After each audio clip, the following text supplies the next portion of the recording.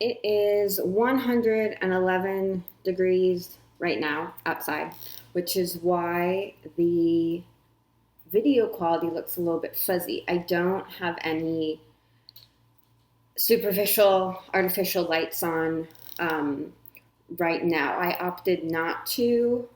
I'm calling it an artistic decision because I know I look more pixelated, but this video is about creativity, and this is a creative choice that I'm making.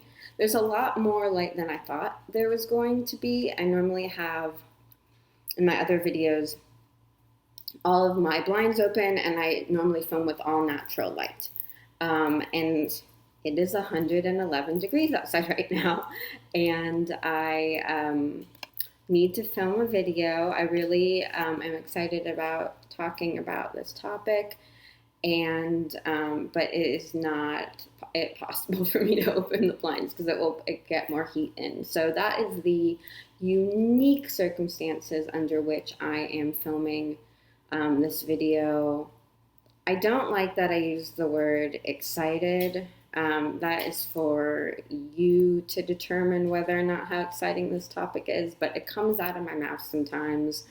And I can't help it because that's how I feel, but I just feel like whether or not I'm excited about something, it doesn't really matter. It's up to you to determine whether you like what I'm talking about. So I think that if you are a creative person and you don't practice your creativity regularly, when creative opportunities come up for you, it is really easy to turn them down and make excuses for why, the timing isn't right, you don't have time, any excuse that you want to make. And sometimes those excuses are valid to a certain degree, but you make them more valid because you are insecure about taking on the project. Because if you don't practice your creativity regularly, even if you consider yourself a creative person, imposter syndrome is going to seep in, and that just means that you feel that you're not qualified for the thing that you want to do. You really want to do it, and you think, oh, if I only had a chance to do this or that, that would be so great. I want more of that creative thing in my life, but you don't feel that you deserve it, or that you've earned it, or that you're qualified to take on that thing. And that comes out when opportunities do come up and you turn them down. And then you stay stuck in this, oh, if I only had that thing going on in my life, that would be cool. Or I just want to do this, but I'm so far away from it. And instead of giving you an example of what I'm talking about with writing or visual art, like the things that I normally talk about, I wanted you to picture a singer who just wants to sing and wants more opportunities to collaborate with other musicians and just to get her voice out there. We're going to make her female. But she doesn't practice singing very often. She's like, I'm a singer, this is what I love doing, but she doesn't practice it. So then she gets an opportunity. A friend of hers, maybe someone she doesn't know very well, an acquaintance, calls her up or messages her and says, I'm making this thing. I'm going to make this video on YouTube and I need a singer for it, for part of this music, or I'm recording this song for something I'm doing, and I know you sing, do you want to do it? And our singer turns this friend or acquaintance down. And you would say, well, no, they wouldn't turn that person down.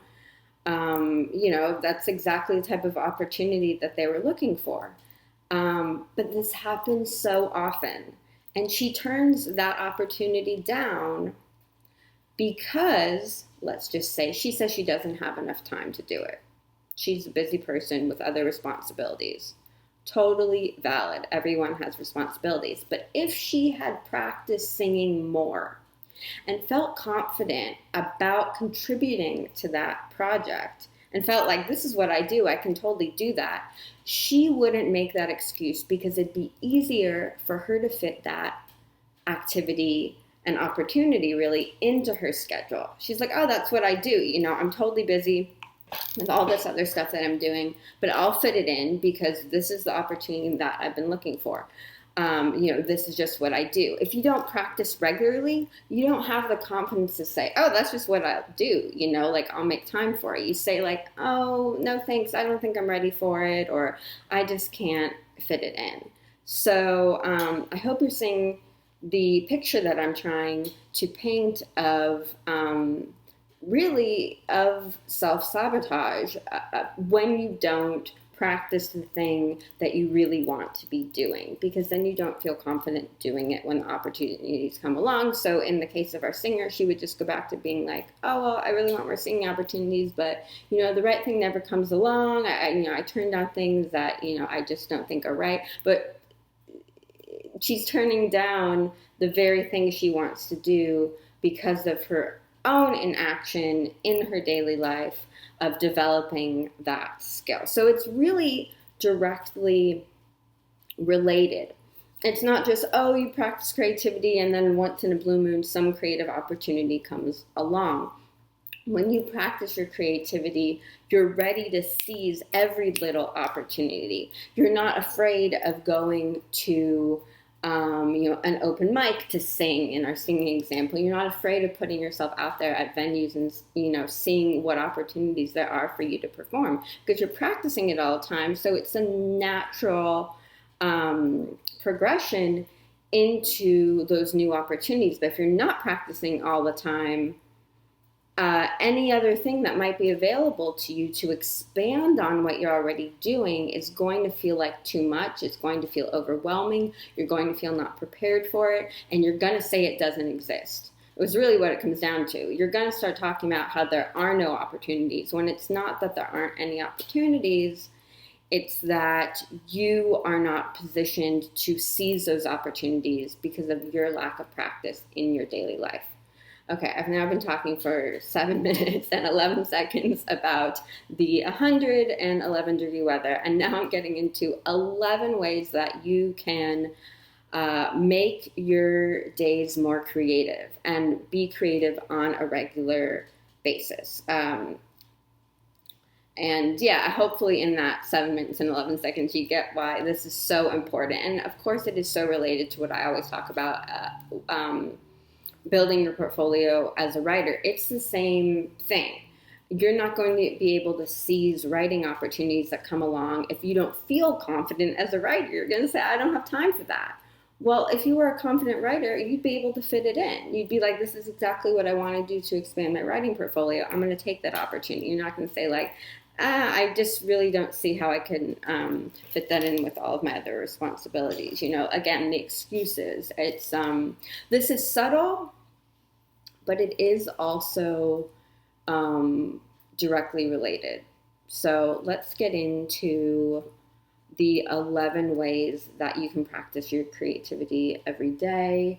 I wrote an article on Copyblogger about this, which has all the details. It's going to go deeper than what I'm going to cover today. So of course I will link that in the description box below. But the first creativity tip is to schedule your days and to have routines. And this may sound not very creative at all, but I think that the number one way to be more creative is to make sure you have time in your days for everything else that is not creative, and you have those routines set up. An example I always give is everything that I like to do in the morning before I start work that allows me to have a foundation for creativity the rest of the day.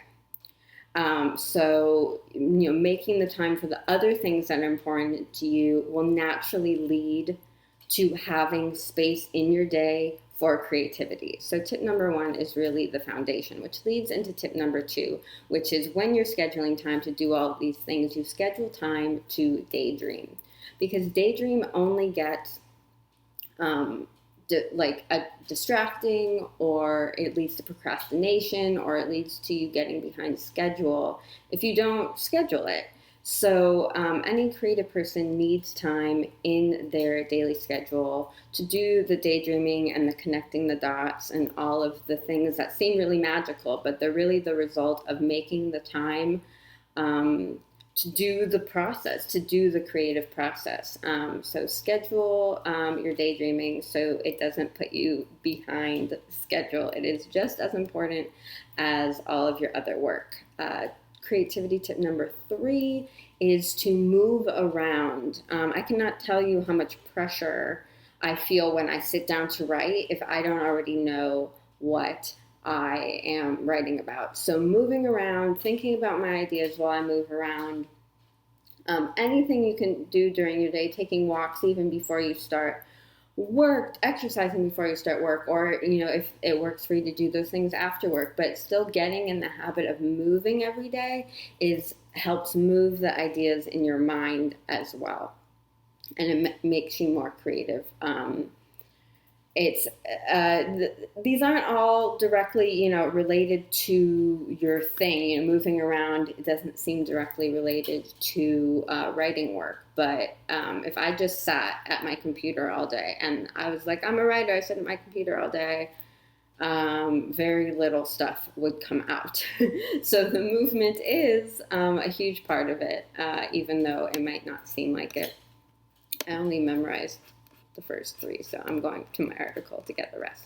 All right, so creativity tip number 4 is to desensitize yourself to opinions. And this one is really just about having a non-perfectionist outlet. And the example that I use in the article is my Revision Fairy Instagram page, where I do drawings really quickly. I'm not concerned about making them look great. It is an overcoming perfectionism exercise where you just do something quickly and feel satisfied that you did a creative thing without having to be so concerned about making it perfect. But it's more than making it perfect that the concern is. It's that you can release something into the world,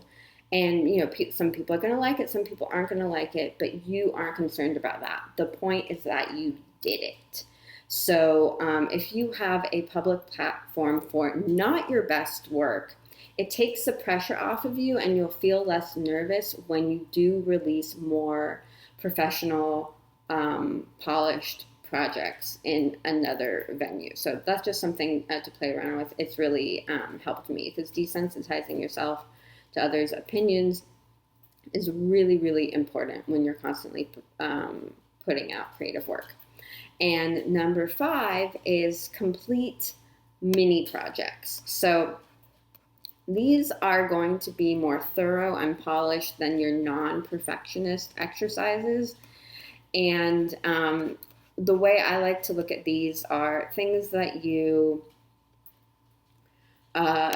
take baby steps towards every day, and then maybe finish towards the end of the week. So every week you have a creative project goal, but it's a mini project. It's not going to take months to finish. It's not something that you realistically can't finish in a week. I think a good example of this could just be article writing.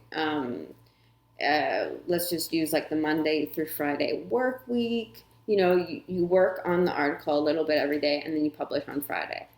And then every week you have sort of this mini project that has helped you practice your creativity. You have the time to make it more thorough and polished than the non-perfectionist activities, because you give yourself a week to do it. And then look, at the end of a month, you have 4 articles written, which can be part of a new writing portfolio. So it's little things that add up to long-term progress. And you can play around with the mini projects. It could be one every 2 weeks if you don't have the time, or you really just need more than a week to get started. You can also play around with this and do a mini project once a month. I mean, it's really dependent on what it is and what your schedule is. But I wouldn't say go longer than a month with a mini project, because the idea is to complete something satisfying, get it under your belt, so you can move on to doing other mini projects, because consistency is really important to just be a prolific writer or be a prolific creative person. You just have to keep going. So for your mini projects, don't make them too involved, but they are going to be not just like quick sketches like I did like I talked about in the previous way to be creative. And the sixth one on our list is to check off one task.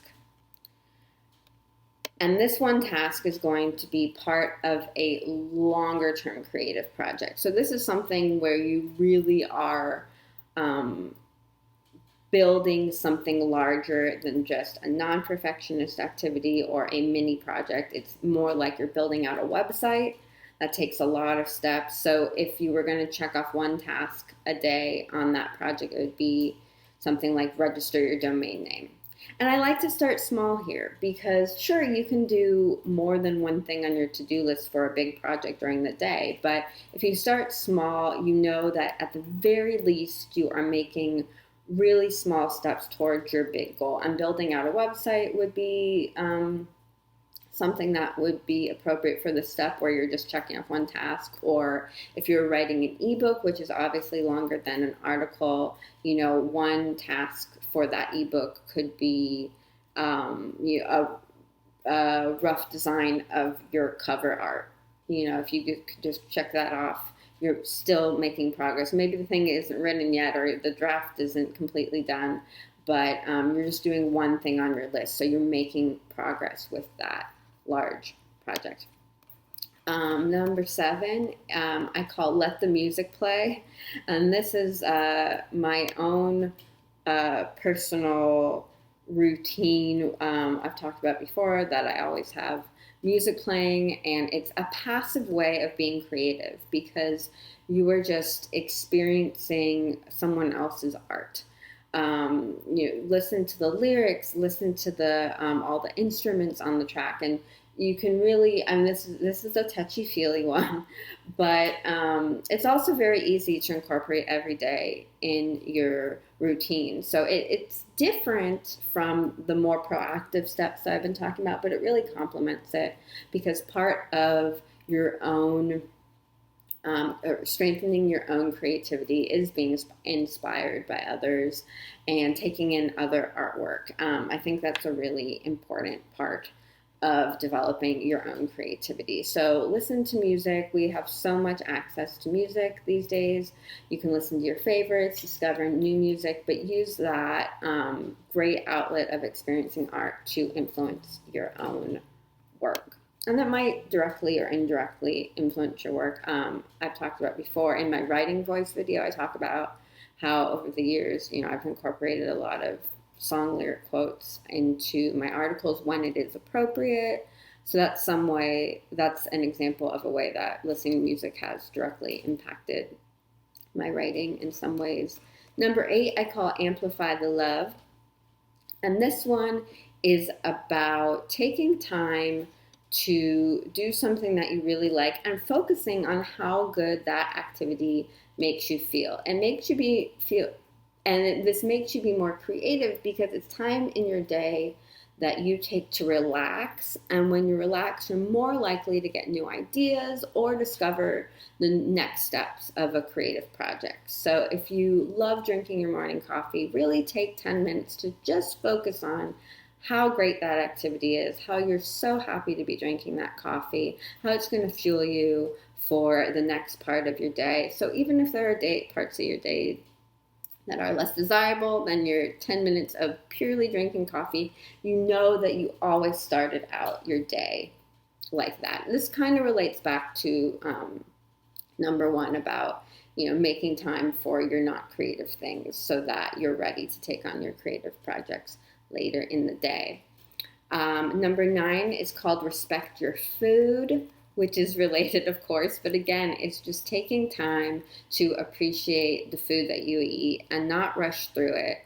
And Your food is really your fuel. So honoring that ignites your creative drive.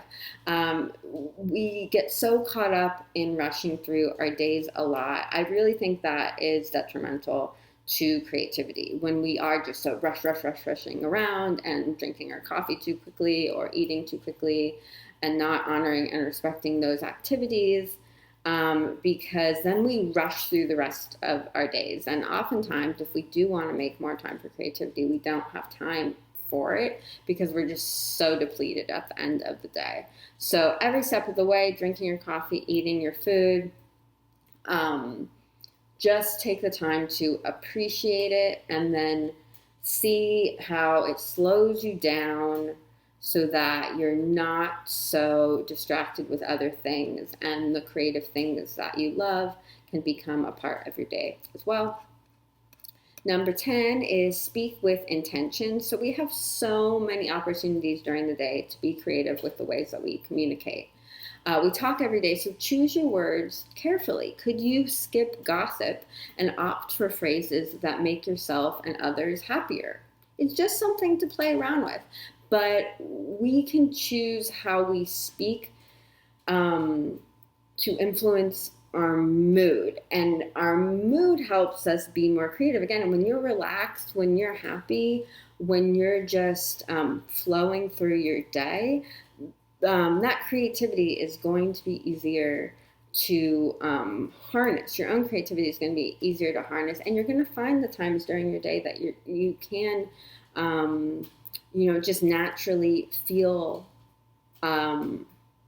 more, what's the word I'm looking for? This is not a good example because I can't think of the exact word that I want to say, but it's something about ideas. You're more receptive to ideas. You find those times where you're more receptive to ideas when you feel better about yourself and you're happy about the way that you are acting during your day. When you're happy with how your day is going, you're more receptive to creative ideas. That's the idea that I was getting at when I lost my train of thought. I'm going to blame it on the heat, of course, but I always lose my train of thought. So we know that is not true. And our final one, number 11, is tell yourself a different story. I have been using this one a lot lately. If you catch yourself having anxious thoughts, consider the opposite outcome of your ruminations. This makes you more creative because playing around with your thoughts and not always believing them as true, it not only helps you feel better, it allows for more creative solutions to arise. So I constantly have to redirect my thoughts when I find myself in stressed out anxiety spirals. I'm imagining the worst case scenario, and I have to remember that that's only one option. What if it just worked out? What if things just go smoothly? What if this doesn't have to be a big deal right now? So that is just something that I do constantly, especially lately, to redirect my thoughts into a more productive flow. But it's not just productive. It really, again, gets you back into that happy flow state. So that you're more receptive to those creative ideas. So not all of these are work, and things that require you to map out a project and do. It's just the way that you live your life, because ultimately, rather than waiting for someone to give you your dream creative job, you can birth your own creative life through the actions that you take every day. And then when those creative opportunities do come up, they don't feel like a big deal to take. They don't feel like you're not well equipped to do them. They just feel like, oh yeah, I practice this stuff all the time. This is in my wheelhouse. This is what I do. And have I been slouching a lot in this video? This is my creativity video from a dark pixelated cave where I was slouching. Apologizing just one more time about the quality, but those are the 11 ways to be more creative during your day. If you like this video, if you realize that you might be turning down opportunities because you don't feel confident to do them, because you don't practice your thing enough, and you're going to start now, give this video a thumbs up. Please to let me know that you like creativity topics like this, and if you're not already subscribed to the Revision Fairy channel, click the red subscribe button below the video, tap the notification bell because I post videos every week, and when you hit the notification bell too, when you subscribe, you will get a note letting you know that I have a new video for you.